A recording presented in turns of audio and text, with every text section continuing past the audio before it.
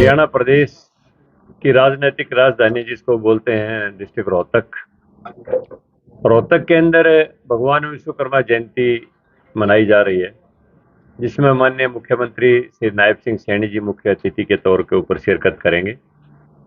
मैं आज रानिया में उसी विश्वकर्मा महाकुंभ के लिए अपने सभी साथियों को निमंत्रण देने के लिए आया हूं। 2014 के बाद से, जब से हरियाणा प्रदेश में भारतीय जनता पार्टी की सरकार बनी है, मनोहर लाल के नेतृत्व से शुरू होकर आज नायब सिंह सैनी जी के नेतृत्व में लगातार सभी समाजों के महापुरुषों को सम्मान देने के लिए सरकारी स्तर के ऊपर कार्यक्रम किए जाते हैं। उसी संदर्भ में 17 सितंबर को भगवान विश्वकर्मा जयंती भी प्रदेश स्तरीय कार्यक्रम के तौर पर रोहतक के अंदर मनाई जा रही है। भगवान विश्वकर्मा किसी जाति विशेष या वर्ग विशेष से जुड़े हुए नहीं हैं। कि दुनिया के जितने भी शिल्पकार हैं वो सारे भगवान विश्वकर्मा को अपना आराध्य देवता मानते हैं। चाहे वो जमीन के ऊपर की हुई कोई दस्तकारी हो, चाहे वो पानी के अंदर की कोई दस्तकारी हो, पानी के ऊपर की दस्तकारी हो, चाहे वो आकाश की दस्तकारी हो, जल थल और नभ में जितनी भी टेक्नोलॉजीज हैं उन सभी के आविष्कारक भगवान विश्वकर्मा माने जाते हैं। और वो हैं, उन्हीं की जयंती के ऊपर मैं यहाँ पर अपने सभी कार्यकर्ताओं को, वर्ग के सभी लोगों को निमंत्रण देने के लिए आया हूँ। कितनी संख्या में वहाँ लोग पहुंचेंगे? देखिए जी, पूरे हरियाणा प्रदेश से लाखों की संख्या के अंदर लोग जाएंगे और ये एक ऐसा महाकुंभ होगा जिसको मैं विश्वकर्मा महाकुंभ का ही नाम दे रहा हूँ।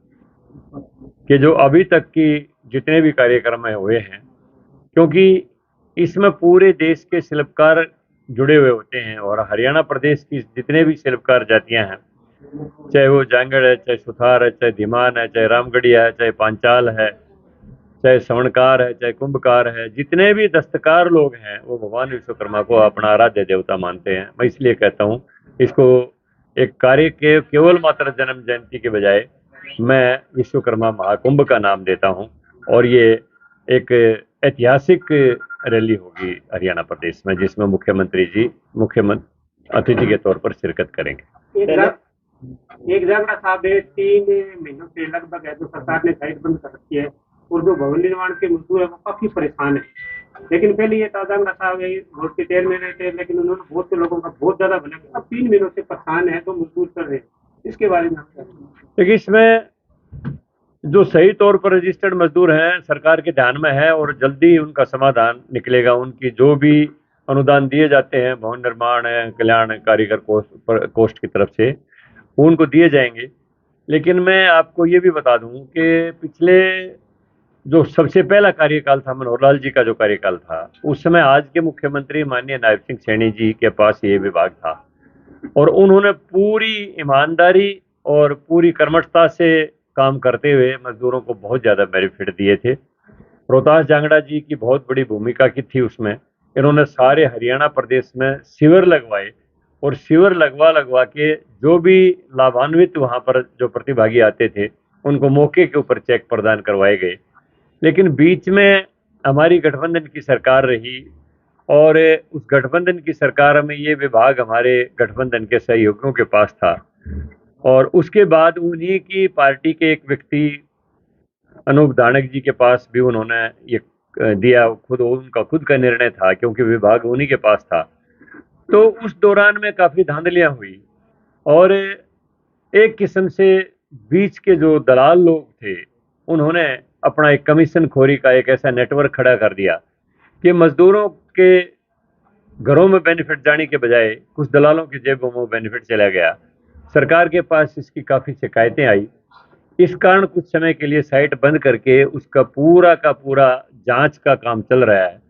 जो भी इसमें गबन के दोषी हैं जो हैं उनको चिन्हित करके उनको तो दंडित किया जाएगा, लेकिन जो सही तौर पर जो हकदार हैं मजदूर, जो सही तौर पर जिनका हक बनता है, उन्हीं को तक ये बेनिफिट जाए। आगे से ऐसा एक कार्यक्रम सरकार कर रही है, ऐसा एक मैनेजमेंट सरकार करने की वो प्रोग्राम बना रही है। तो अभी बहुत जल्दी इसकी साइट खुल जाएगी और जो भी पात्र लोग हैं उनको सबको बेनिफिट मिलने शुरू हो जाएगी। जांगड़ा साहब, आप रानिया पहुंचे और रानिया के अंदर नशा बहुत फैला हुआ है, युवाओं की लगातार मौत हो रही है। ये बहुत बड़ी चुनौती है हमारे सामने, क्योंकि भारत की बढ़ती हुई ताकत को देखकर हमारे जो पड़ोसी मुल्क हैं वो भारत की युवा शक्ति को कमजोर करना चाहते हैं।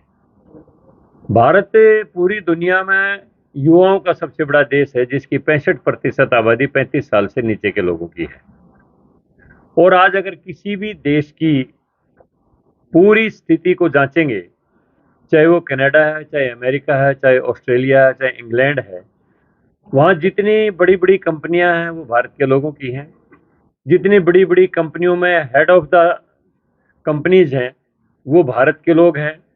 पूरे टेक्नोलॉजी भारत के युवाओं के हाथों में है, मैनेजमेंट का काम भारत के युवाओं के हाथों में है।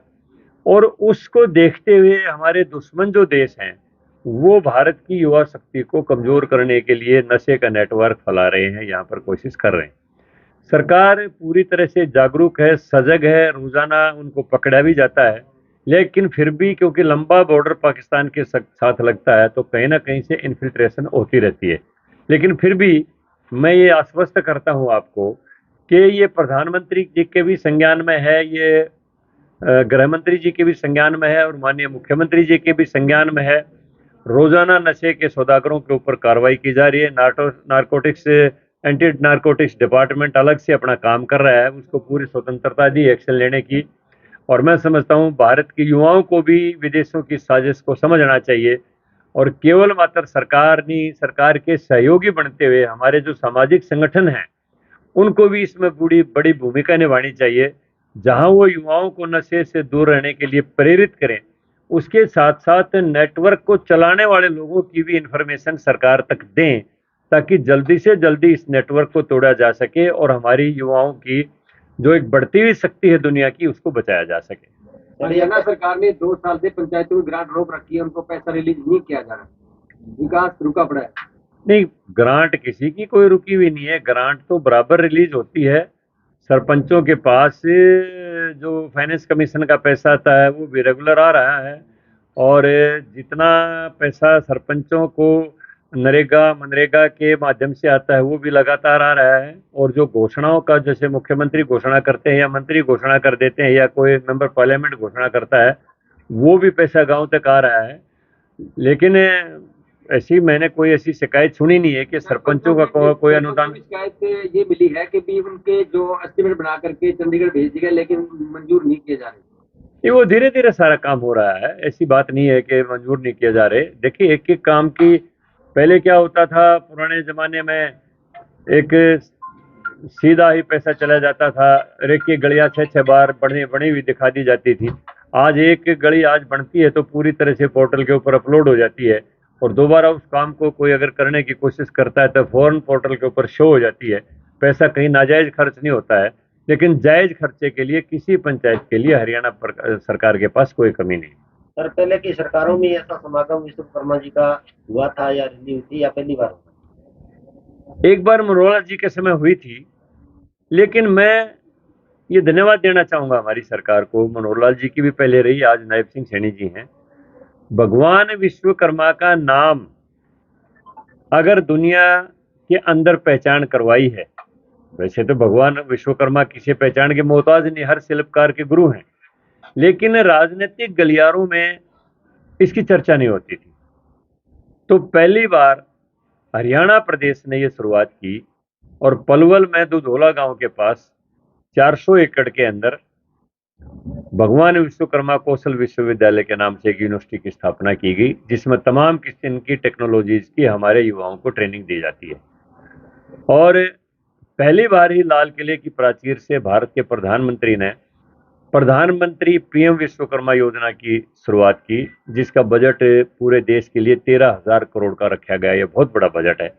अभी ये योजना पूरी तरह से धरातल पर नहीं आई है, क्योंकि काफ़ी इसमें बाधाएं भी आती हैं, लेकिन रजिस्ट्रेशन शुरू कर दी गई है। इसमें 5 लाख रुपए तक का ऋण किसी भी शिल्पकार को बिना किसी कोलेटरल गारंटी के दिया जाएगा। उसको ट्रेनिंग भी दी जाएगी, उसको 15,000 रुपये अपने औजार खरीदने के लिए भी फ्री दिए जाएंगे। और उसका जो ऋण का जो इंटरेस्ट का जो रेट है वो भी 5 या 7% रखा गया है, बहुत ही कम रेट रखा गया है। तो इस तरह से विश्वकर्मा समाज के लोगों के लिए सबसे बड़ी बात ये भी है कि प्रधानमंत्री जी ने आह्वान किया है make in India, vocal for local. अपने देश में हर चीज का निर्माण करो। आज जो खिलौने पूरी तरह से चाइना से आयात होते थे, सबसे बड़ा निर्यातक भारत बन गया है। मोबाइल जो पूरी तरह से चाइना से आयात होते थे, सबसे बड़ा निर्यातक मैन्युफैक्चरर मोबाइल का भारतवर्ष बन गया है। डिफेंस के जितने भी हथियार थे या और इंस्ट्रूमेंट्स थे, वो तकरीबन बाहर के मुल्कों से आते थे।